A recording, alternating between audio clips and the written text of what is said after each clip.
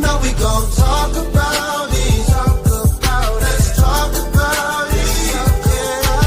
Get in here, we in here tonight. So get in here, we in here to vibe.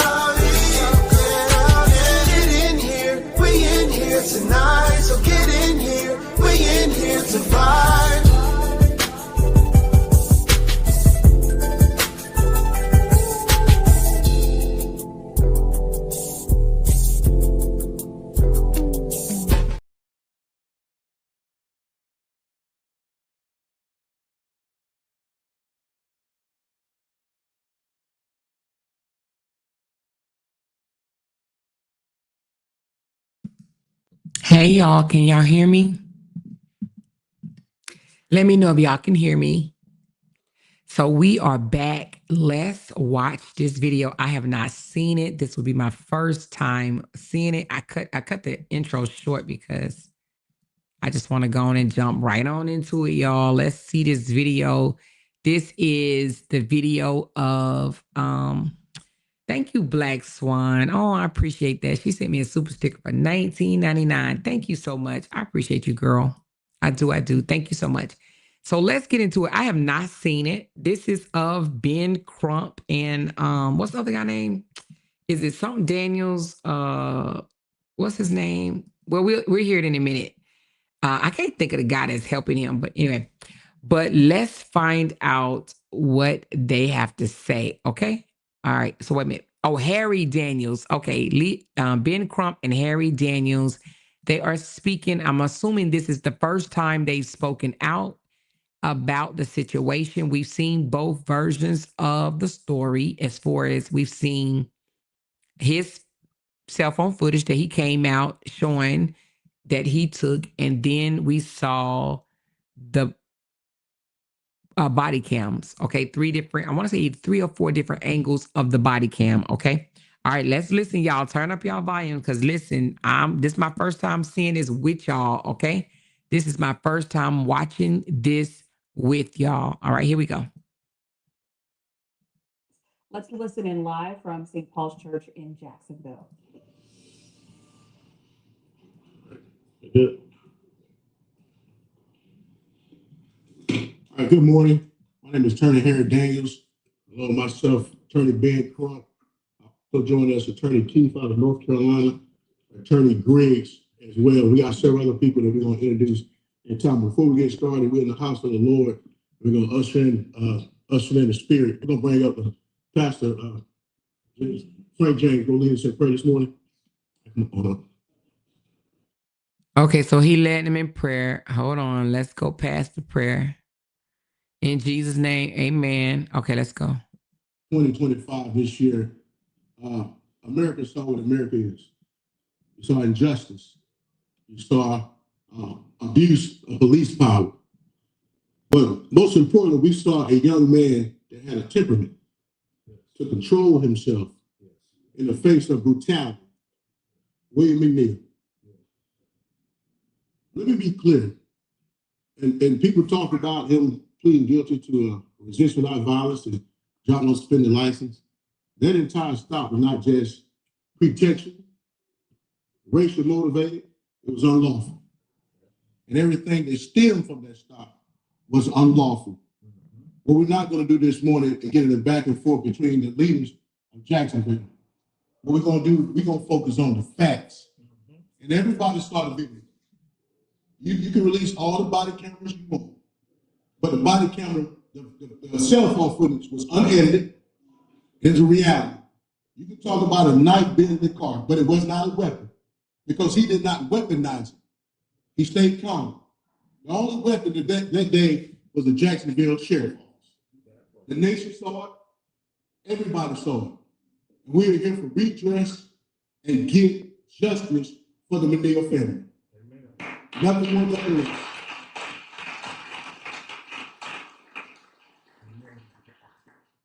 We have a wrong road to go. Before we get too far down, I don't even know if she wants y'all to know this, and I'm not even gonna tell her name unless she's already put it out.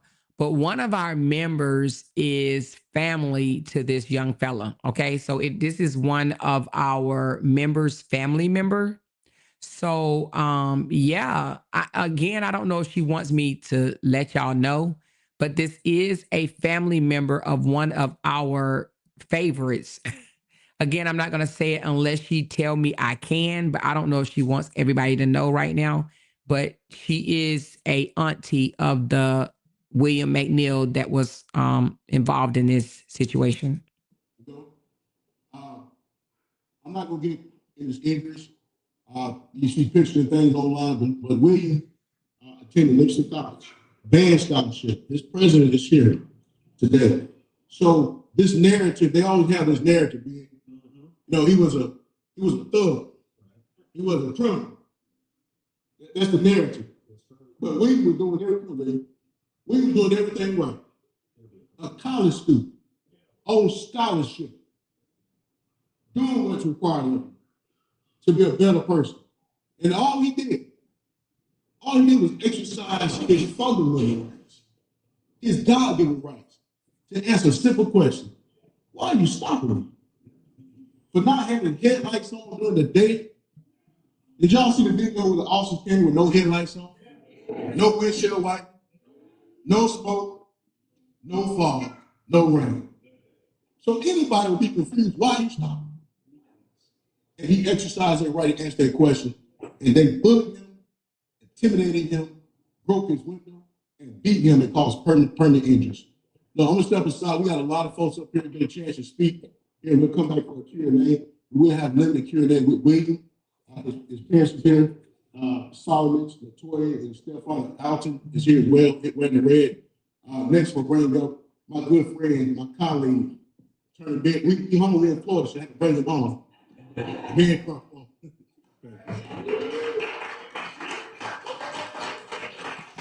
Being Crump a whole celebrity out here in these black streets, y'all. Okay, let's listen to what Crump has to say. Thank you so very much, Attorney Harry Daniels. I'm honored to co-counsel with you and Attorney Keith and all of these great lawyers, Attorney Jackson and Attorney Robinson, because this is a very, very important case. As Attorney Daniels said, when William was stopped, there was no rhyme or reason, no rationale for them stopping him. I mean, this was a classic case of driving while black.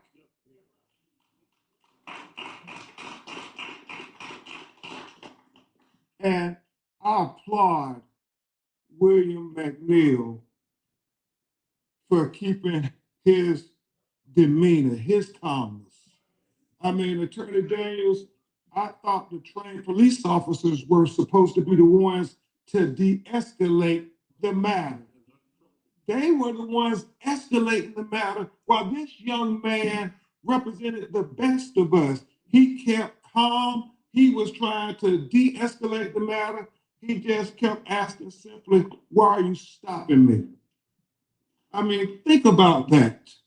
I understand the sheriff said anti-police. No. It's not anti-police. when an American citizen asks, "Why are you stopping me?" That is an American citizen exercising his constitutional rights. That's what William was doing. He was exercising his constitutional rights.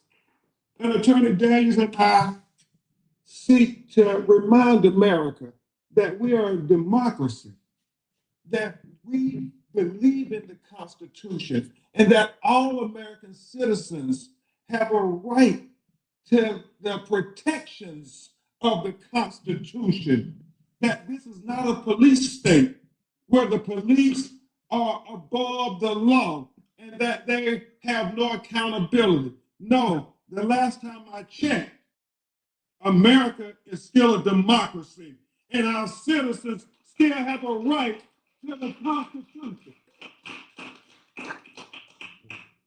It goes without saying that the leaders now have to step up and be leaders. Look at that video. Look at that video with your own eyes. Listen with your own ears.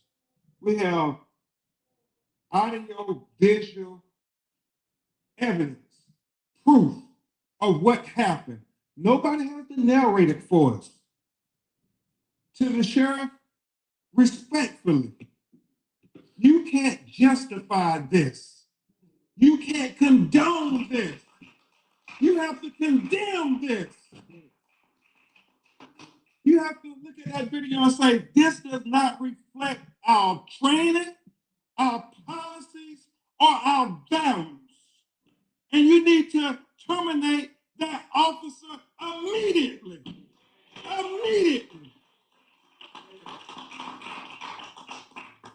Because as Attorney Daniels and I deliberated over this matter, if you don't terminate this officer and you condone this type of police excessive force, then it sends a message to all of the other police officers on the Jacksonville Sheriff's Office team. It tells them it is okay for you to treat citizens like this. It is okay to treat Black motorists like this. In America, it is not okay. It is not okay to treat our citizens like this. I know you're going to hear from his mother and father before you hear from William, but Attorney Daniels and I were astonished to hear his father, Alton Solomon, say, when I was 22 years old, the sheriff's department did a similar thing to me. They put me face down on the ground at gunpoint. And it wasn't right then, Mr. Solomon, and it wasn't right when they did it to William. It's never right to treat citizens like this. America, we're better than this. We're at a crossroads. We are a democracy. We believe in the Constitution. We are not a police state where the police can do anything they want to citizens without any accountability. We have to hold everybody accountable. That is what makes America the great beacon of hope and justice for the rest of the world tomorrow. Thank you, Attorney Daniels. Thank you. Thank you, Ben. Real quick, just a reminder, this is it's a culture of the Jacksonville Sheriff Office. I've represented several people down here, David, such as Jamie Johnson, McKeon Woods, so y'all remember the vicious beating by the Jacksonville Sheriff Office. And you know, the common denominator, Jamie Johnson, they stopped him for a seatbelt violation. McKeon Woods, they stopped him for a seatbelt violation. And they tried to say they stopped Mr. McNeil for a seatbelt violation, but the video showed he had his seatbelt on. It's the next person I'll bring up, Attorney Briggs and Attorney Keith real quickly to say some words. We're going to bring in Dr. Davis, the president of Livingston College, real quick. Attorney Gerald Briggs, GERALD, and I am a civil rights attorney in Atlanta. And when I saw the video, what happened to Mr. McNeil, I was aghast. It was horrific for somebody who was simply exercising their Fourth Amendment rights to ask for a supervisor as to why he was being pulled over, and to see the video on multiple angles of him not resisting, his hands up, and for him to be punched in his face after breaking the glass, ripped out onto the floor, onto the ground, and then beaten is atrocious anywhere in America. But Florida has a police brutality problem. It's had a police brutality problem for a long time. And so, as a native of the state of Georgia, whose mother is from Jacksonville, I know far too well of the brutality here in Jacksonville. And so what we are calling for is justice. This is not a war on police. This is about justice and accountability for everyone. Amen. Amen. So to the sheriff, if you're truly about law and order, you need to turn the law and order on that officer that brutalized Mr. McNeil. Because let's be clear, in this country, nobody's above the law.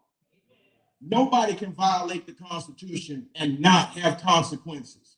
And so it's incumbent upon everyone to understand that this could have been us. This could have been me. This could have been you. And but for William's calm nature, his ability to de-escalate, his ability to remain calm. So I was talking in the back and somebody reminded me of some of the heroes of the civil rights movement and how they remained calm when they suffered those brutal indignations. And that harkens back to what William did. He held his hands up. He remained calm.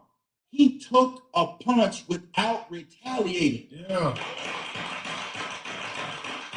That is true. What more would you want? They say he was resisting. Resisting what? The punch to his face? How was he resisting? By putting his hands up? We all give our children the talk, and he mastered the talk. So now the ball is in law enforcement's court. What more would you have someone do other than ask and exercise their constitutional rights? This is atrocious. We need justice and accountability. We need an officer held accountable. And I'm honored to stand shoulder to shoulder with William, Attorney Ben Crump, Attorney Harry Daniels, and all of the lawyers that are behind this. But now we need America to send a message. Y'all saw the video, 20 million views. It's time for 20 million people to contact the sheriff and say we need to do something.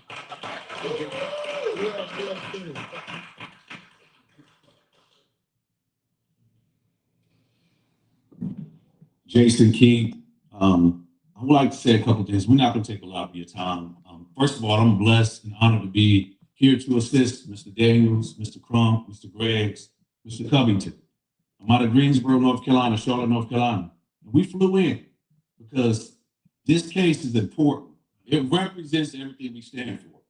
I've stood toe-to-toe with Mr. Daniels and Mr. Crump in these matters, and we just don't want them to be any more matters like this. We won't change. And I think that the most important part about this is at this stage, I think we've had a lot of conversations about Mr. McNeil and how he responded. But the question is now is how is Jacksonville, Florida going to respond? That's the question. I mean, as we look, if we see our youth, we try to give an understanding of what to do in these encounters. What happens when we do all the right things and it still turns out wrong?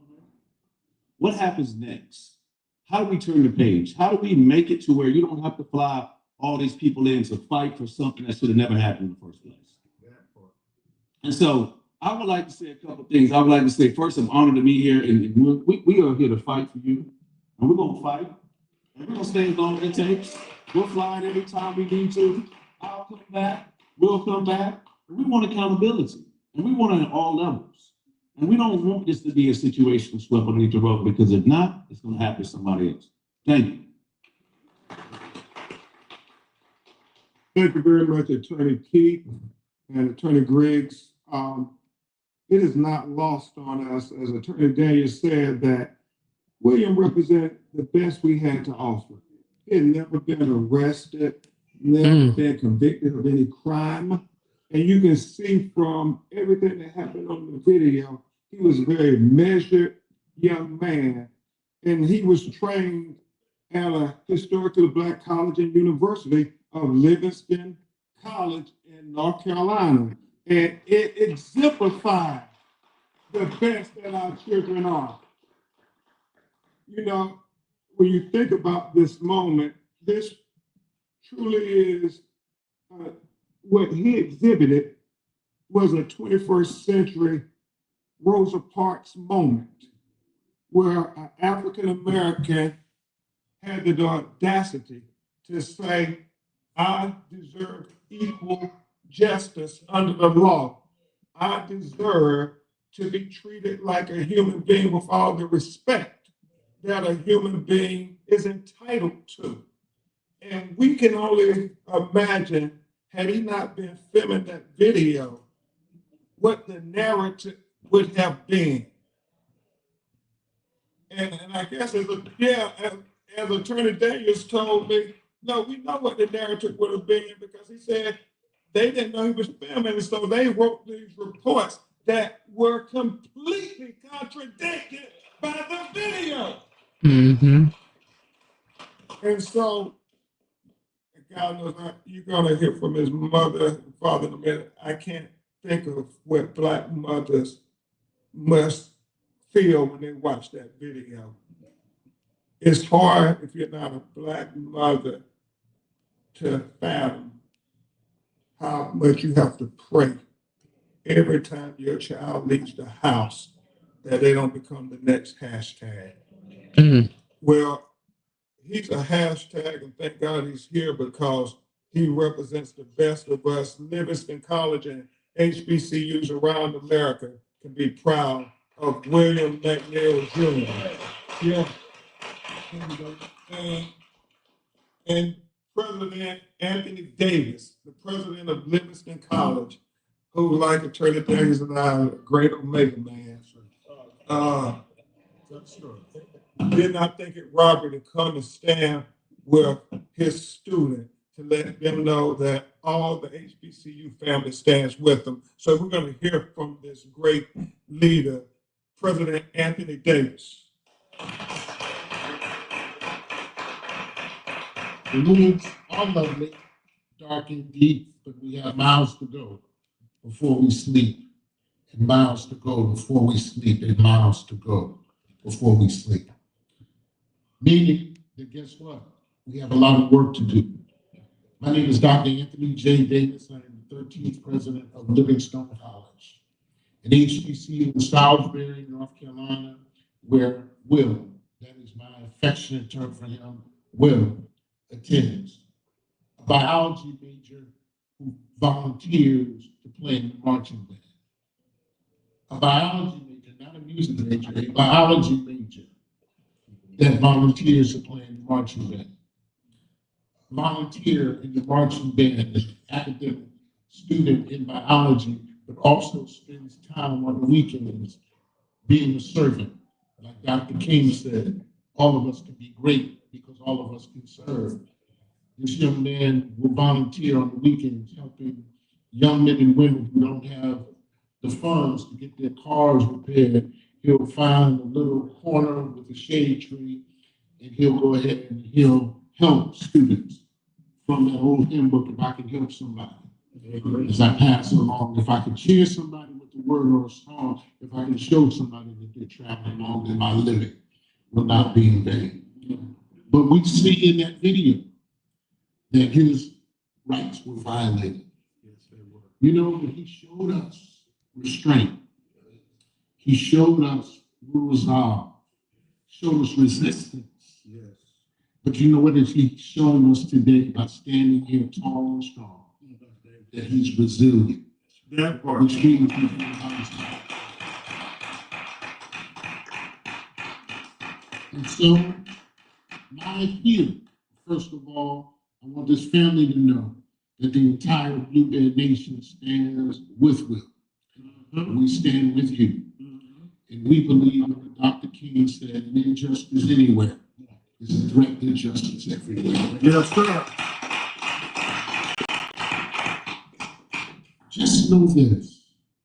There are consequences, and repercussions for your actions. Mm-hmm. On my campus, I haven't had a fight since I've been president in 3 years. You know why? My students know that any act of violence, the consequences and repercussions, they know that they go home. At minimum, the sheriff who assaulted Will needs to go home. Okay.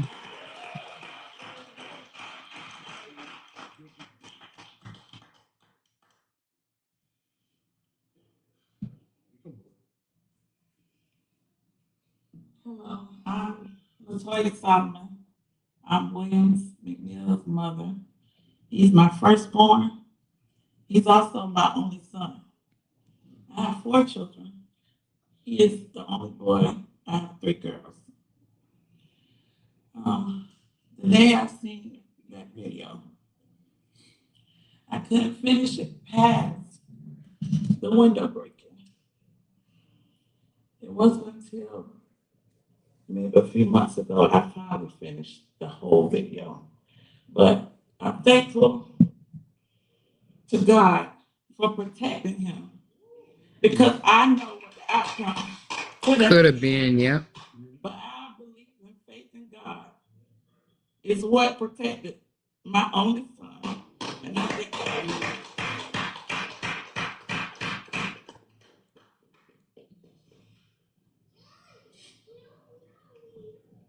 Morning. I'm Alton Solomon, the father, stepfather, but I can't call him my stepson because this is my son. Yes, sir. I've been through what he's been through. To see that video made me go back to the moment when I was 22. It hurt. It made me upset. But I seen what my son did that I had to do. And he sought right. And he did right.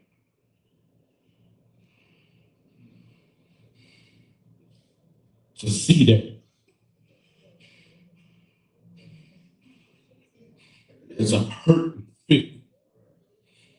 To be a father that loved God first. And to see all my kids not being able to wake up in the morning, get a phone call saying your child is gone. That's a hurting feeling, but I thank God. Yes. Because God got it. Yeah. God keep us in prayer.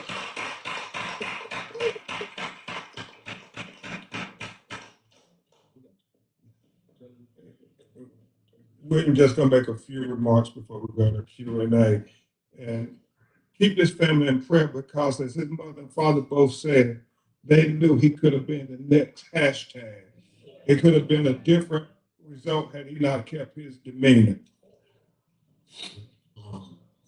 First of all, I want to thank God for bringing everybody here together. And thank y'all for supporting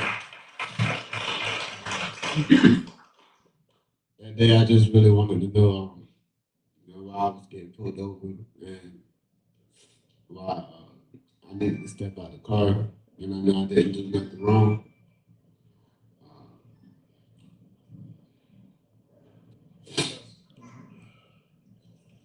I was really just scared. That's it. Okay, and that's enough.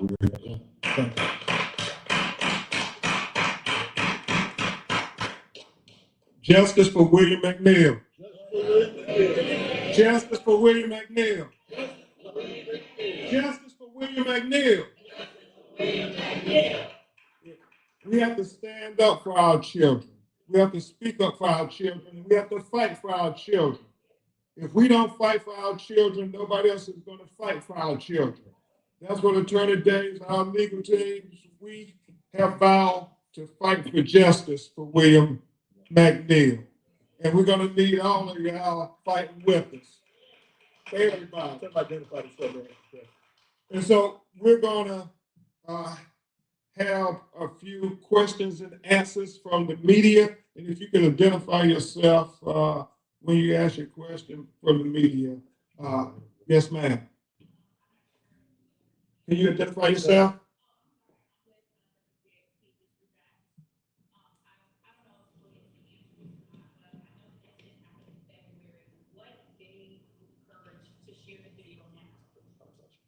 Attorney Daniels.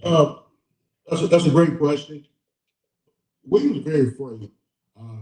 Even after the arrest and going for the first appearance, and making a decision to take the plea that he should not take a plea to. He was suffering from concussion. That should have been identified by the courts. But to answer your question, he experienced a traumatic incident where a sworn officer was taking an oath to uphold a law, broke the law, and beat him. So he's very afraid. He didn't know what could be the consequences or repercussions of presenting. But he, with his faith in his family, and speaking with his legal team, he decided to move forward in this matter.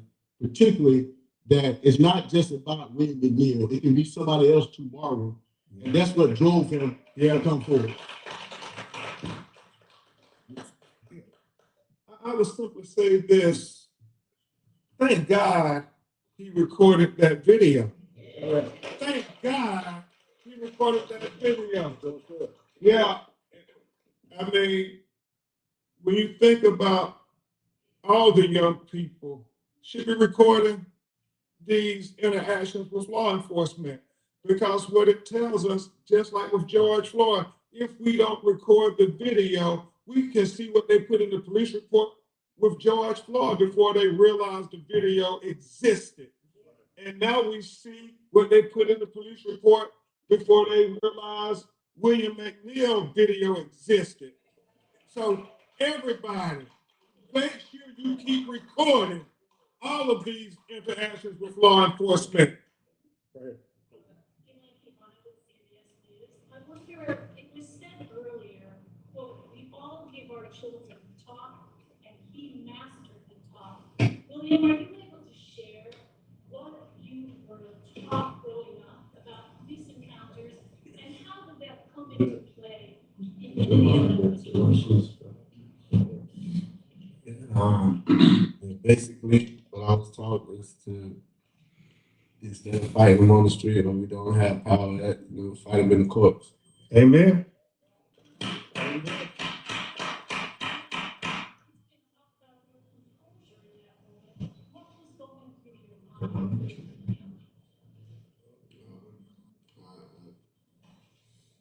So there's a lot.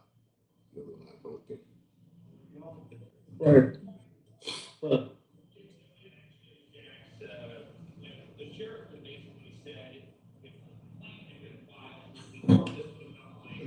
You were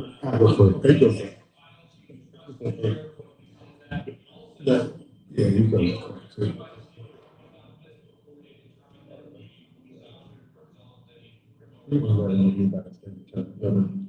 He was never interviewed by State Attorney Melissa Nelson's office. Never once did they talk to this young man. And I would assume they saw the body cam video from the police department. And they said, well, no problem. They saw everything that America is seeing. And they said, no problem. And that is the problem. That is the problem. That's a great question. So in the report, it talks about force was used. The sheriff said if force was used, that his people will review the body camera footage and as such. As Attorney Crump said that the state's attorney's office, how can you make a conclusion that there's no criminality in the face of if a picture is worth 1,000, a video worth 10,000, a million. But more importantly, as an ambassador of justice, that's the job of the prosecutor, to speak the truth. Did not even come and speak to the victim in the case. I know one from in Georgia, the prosecutor usually talk to the victim because they have victim rights. How can you make a determination of no criminality before you get a chance to talk to Mr. McNeil? What I believe it was a I'm gonna say it, a whitewashing. Whitewashing. Well, but for that video, we would not be here.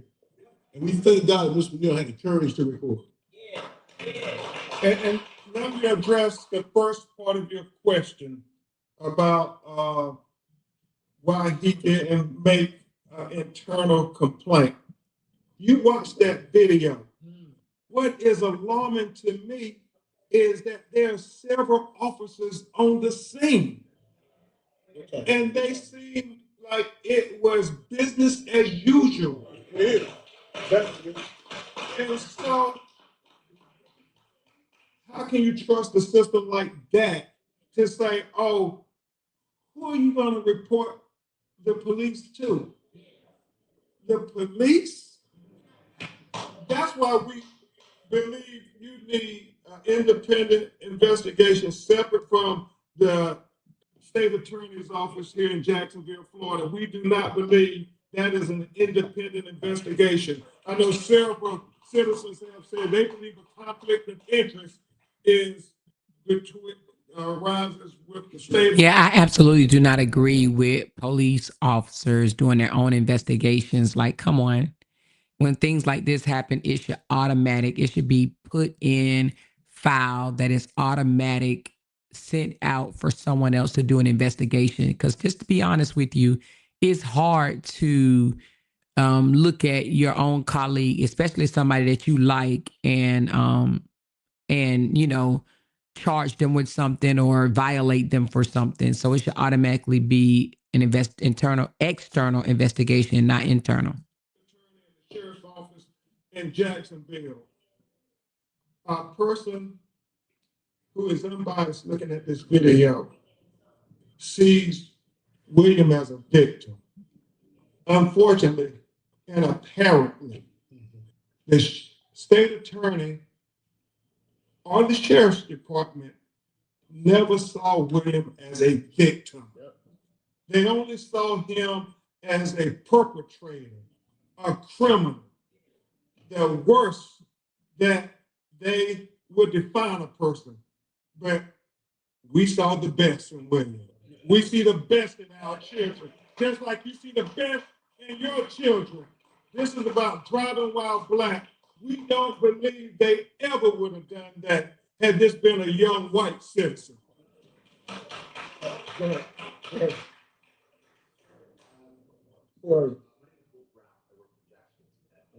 First, as someone who's named William. Second, Mr. McNeil, you immediately requested a supervisor. What was it that had you feel uncomfortable to the point of immediately saying, I would like a supervisor? Was there something about the officer's conduct or the way that the stop happened that immediately led you to say, I would like a supervisor? So one thing that the sheriff released some videos, according to William, there's another video, another officer that they released this video, officer had him at gunpoint. So now you're at gunpoint and they tell you for not having headlights on, you better ask for a supervisor.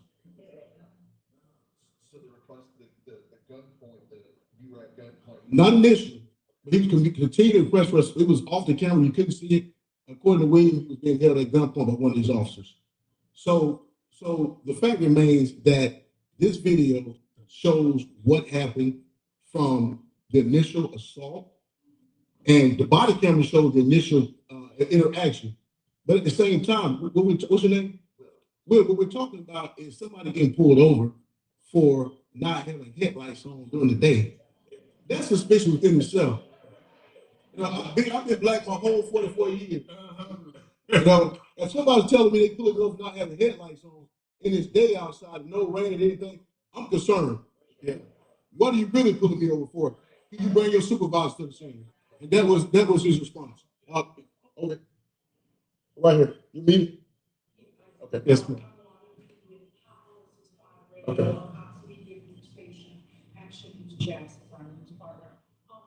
I ask a follow-up to what Will was asking? Have you all identified who that officer was? Do you know who that was? Then my actual question is about William's recovery. What is it that he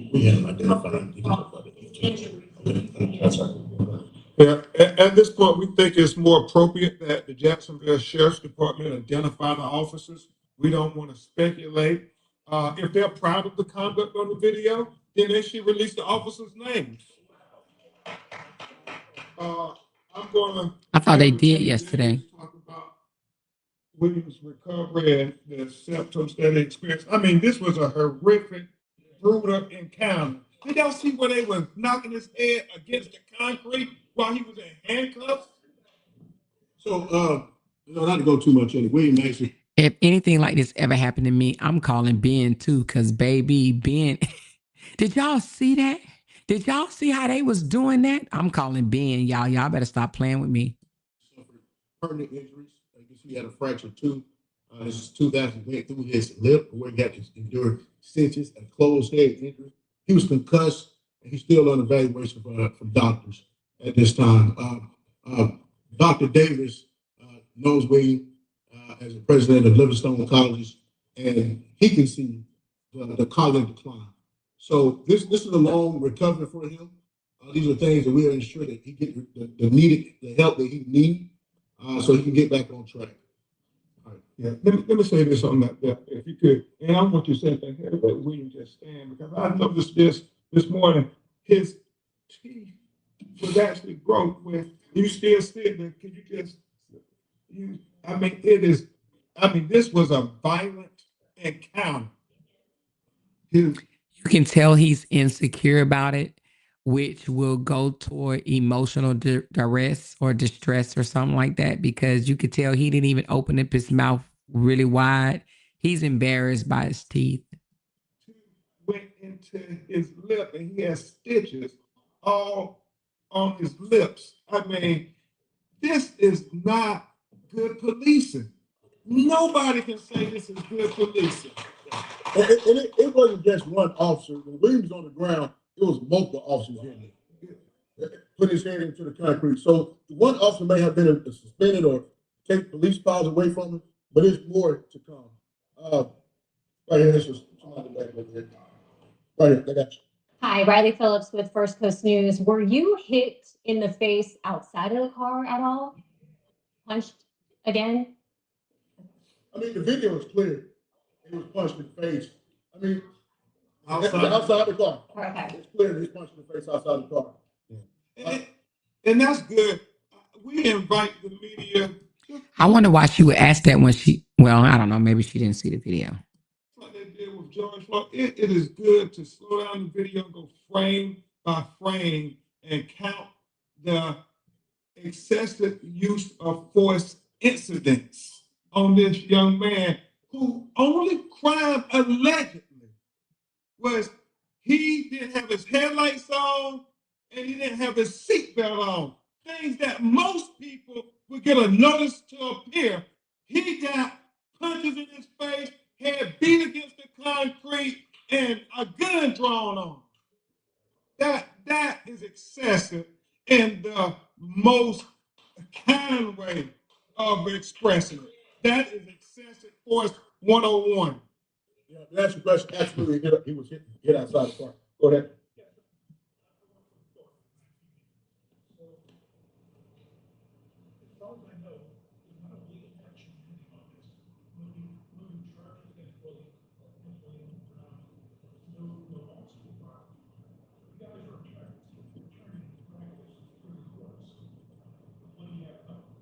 We're civil rights attorneys, and we plan to explore every possible legal remedy to get some measure of justice for William McNeil Jr.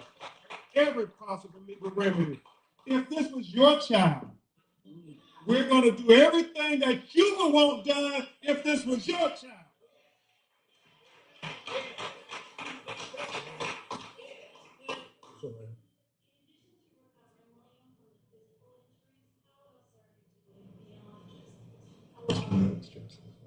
I'm gonna refrain from William from answering that question.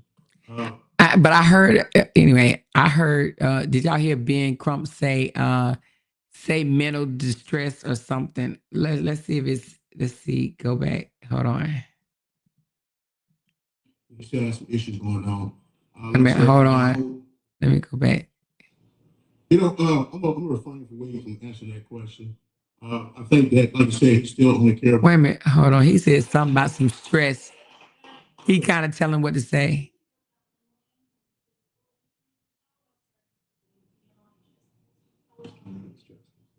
You know, He said something. Ben Crump said something. Say something about some mental stress.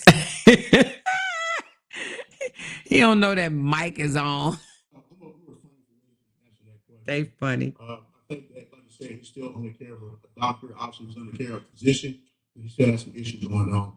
Like I said, it was our hope and prayer that he can make a full recovery. But he's still trying to come back. Any other questions? And just let me say this while we get ready to take. And the other attorney, like, no, we ain't about to let him incriminate himself. I'm gonna answer that for him. He ain't about to answer that. Hell no. Y'all ain't about to talk to my client. You hear me? Y'all ain't about to talk to my client. I'm here to protect my client. Really, we want you all to think about if this was your child. Black and white alike. We want you to think about if this was your son, young son, doing everything right. And I know some of y'all can't fathom the police stopping your child for driving without headlights in broad daylight. We think it's pretextual. We think it's racial profiling. But I want you to try to put yourself in our shoes. Try to put yourself in William's shoes just for a second. The police stop you and tell you, you say, why are you stopping me? And they say, well, you don't have your headlights on and it's raining. And you look at you're like, there's no rain. Why are you stopping me? And all he does, why says a Rosa Parks 21st century moment, he as a black person says, you know, I'm tired of it. I'm going to try to demand my constitutional rights. That's the only thing that William McNeil did. And that's the only thing you would want your children to do. To say, as a citizen, don't I have the right to know why you're violating my Fourth Amendment rights against search and seizure unlawfully? That's it, nothing more. So search your hearts, America. If this was your child, wouldn't you be proud that William kept his calmness and his demeanor and de-escalated it? And let that govern you when you call on the sheriff to hold these police officers accountable. Because that's what we have to get here. We have to have accountability. Attorney Davies, again. Got one more question up in the front. So, this question is for Mr. McNeil or for Mr. and Mrs. Sterling. So- This video has been seen worldwide. What is something you would like the world to know about your son or about yourself that they don't know, or do you think that they should know? Could you repeat your question? I'm sorry. What is something you would like the world to know about your son that they do not know, or do you believe they should know? We should know. Just that he is a really, really good man of God. He's a mentor of all the children in the neighborhood. He's a self-taught musician in our church. I'm sorry. Oh, he plays the trombone. He taught himself how to play the keyboard. He also taught himself how to play the drums. So he's a really good son. You know, scholarships. He's a mom. He volunteers in the band. Yes, he does have. He did get his scholarship. As Dr. Davis, he's a biology major. I went to school at the University of Maryland, and the biology people was pretty smart. Biology major at Livingstone College, and he volunteered, and he's a marching band. So this is a great kid. He mentored the people. You know, this is like Ben said, he's one of the best. You know, and even in the face of the best, you still spank the worst in law enforcement. Still see the worst in law enforcement. We'll close this out in prayer. Thank you guys. Going to be more to come. We will keep y'all up to date through our releases. So let's stand by.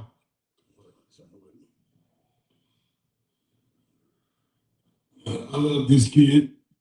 He's been a good kid ever since he was a kid. And I've been his uncle and his dad since he was a kid. So we're going to pray. Eternal Father.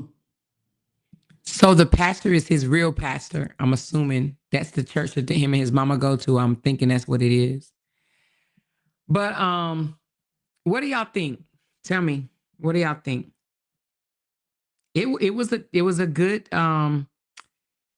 it was a good news conference, but I don't think that they're going to be able to, and this is just my own opinion, I don't think they're going to be able to prove that the stop was unlawful, because when I looked up the law about it being wet outside or misty or any of that, I mean, I'm going to be interested. I'm going to follow this, and the reason being is because the way I read it, you know, which I said yesterday, the stop was definitely petty, and it probably was, you know, racially profiled, but at the same time, um, you know, but he didn't even get charged with that. You know, they threw it out, even though they did stop him from that, but they didn't charge him for that. But anyway, I'm going to continue. She said they about to pay him. He probably is going to, I do believe that he is and do deserve a payday,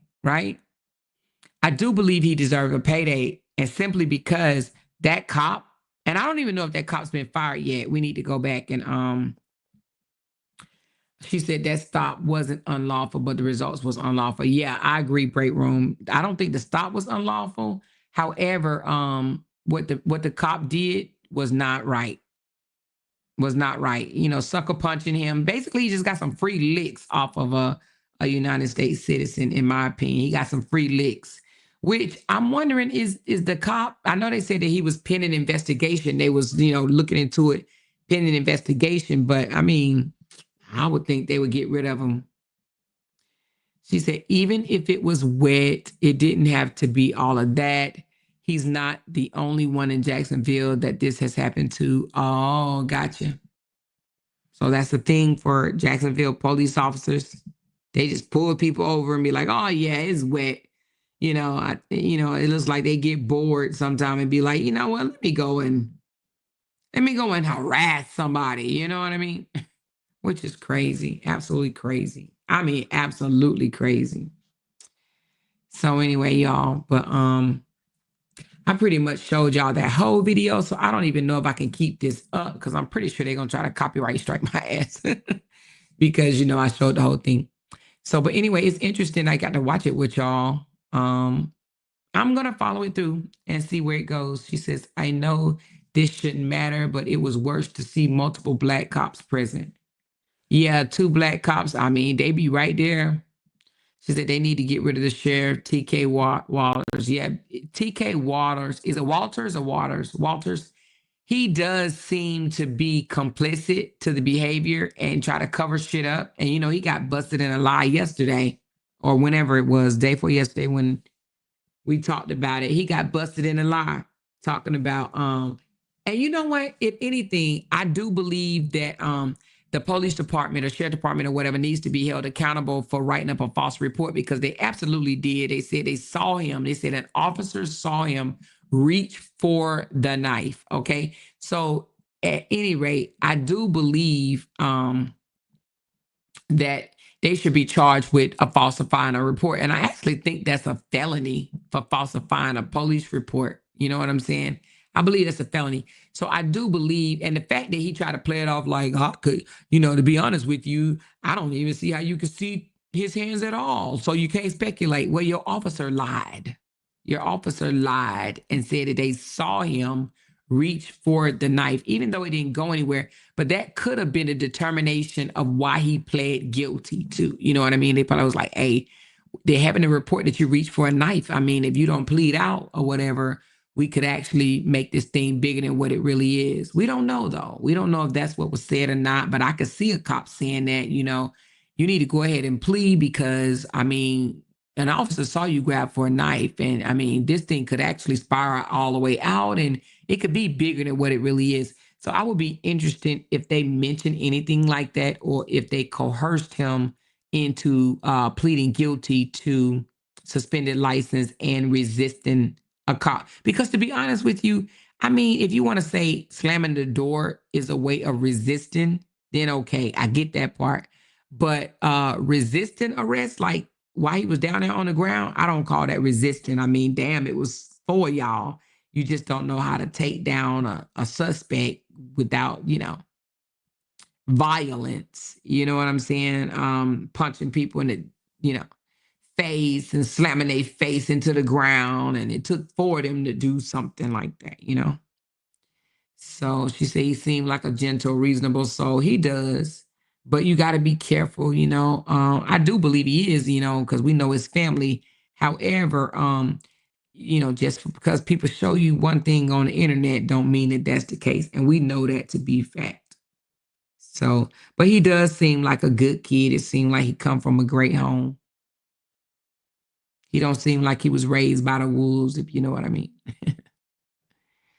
They took their frustration out on him.